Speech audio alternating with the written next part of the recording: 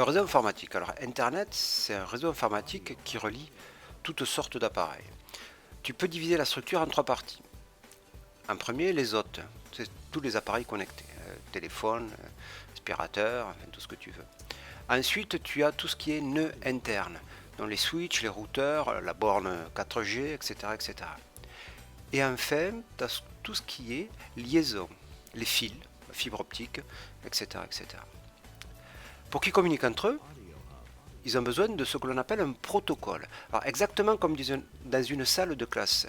Tu vois, quand le prof pose une question ou demande aux élèves avez-vous compris, donc il pose la question à tous les élèves, hein.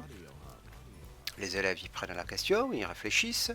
S'ils ont éventuellement une question, ils lèvent la main et ils font signe au professeur.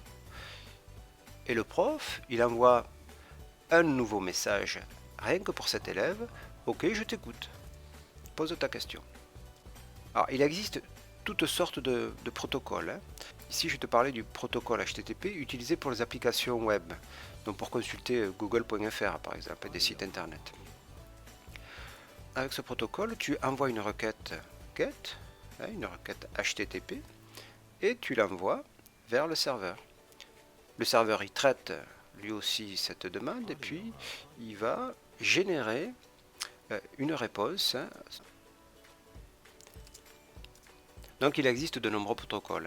Maintenant je te parlais de l'architecture d'Internet. Alors c'est quelque chose qui est assez compliqué. Du coup ça a été découpé en plusieurs couches. Alors en 84 il y avait le modèle OSI, maintenant on est plutôt passé au modèle TCP/IP. Alors pour que tu comprennes bien, je te fais un peu l'analogie comme quand tu prends l'avion. Quand tu prends l'avion, tu commences par acheter ton billet, ensuite tu déposes tes bagages, tu vas à la porte d'embarquement, puis décollage, le trajet a lieu, atterrissage, débarquement, tu récupères tes bagages, et puis si tu n'es pas content, tu peux toujours aller râler pour te faire rembourser tes billets. Donc tu vois ici les différentes couches, hein, donc le ticket, bagage, porte, piste, trajet. Mais sur Internet, on retrouve des couches comme ça dans le modèle TCP/IP. Alors on va expliquer un peu différentes couches. Tu as la couche application où là il y a toutes les applications, hein, avec différents protocoles, HTTP par exemple pour les mails SMTP, FTP et pour WhatsApp par exemple XMPP. Quand tu envoies un message avec WhatsApp par exemple, salut, comment ça va? Donc ça en fait c'est transformé en binaire, d'accord? C'est ce qu'on appelle un message.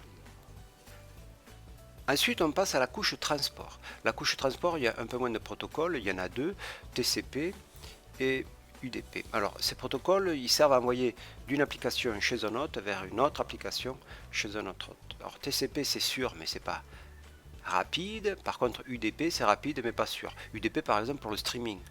Là, tu as besoin que le flux vidéo arrive vite, mais s'il manque une image par-ci par-là, ce n'est pas très très grave. Donc dans cette couche, on va rajouter des informations encore.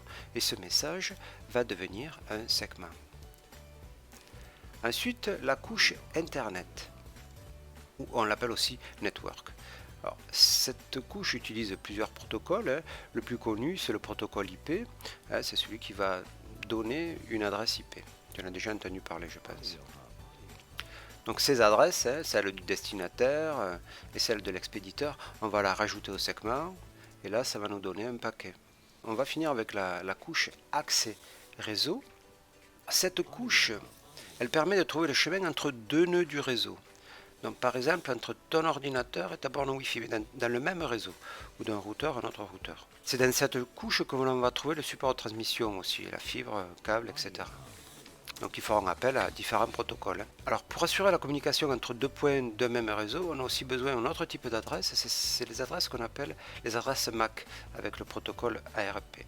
Donc tu as compris qu'on va encore rajouter des informations en binaire dans ton paquet, et ça va devenir une frame. Donc en fait, quand on communique d'un PC à un serveur, qu'est-ce qui se passe?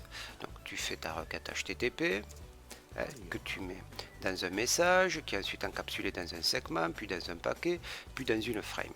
Alors tout ça, ça part par exemple à ta borne Wi-Fi. Ta borne Wi-Fi, elle extrait la frame, elle voit le message, mais elle comprend que ce n'est pas pour elle, hein. Donc elle remet tout ça dans une frame et elle le renvoie au prochain routeur. Le routeur, il regarde tout ça, il voit que c'est pas pour lui, donc il enlève il remet tout ça dans une frame et il envoie au prochain routeur, etc., jusqu'au serveur. Ça arrive au serveur, lui, il extrait la frame, puis le paquet, le segment, le message. Il te fait une réponse, il te donne une réponse en HTTP qui met dans un message, dans un segment, dans un paquet, dans une frame et il te le renvoie. Voilà, ça c'est ce qu'on appelle l'encapsulation. Voilà.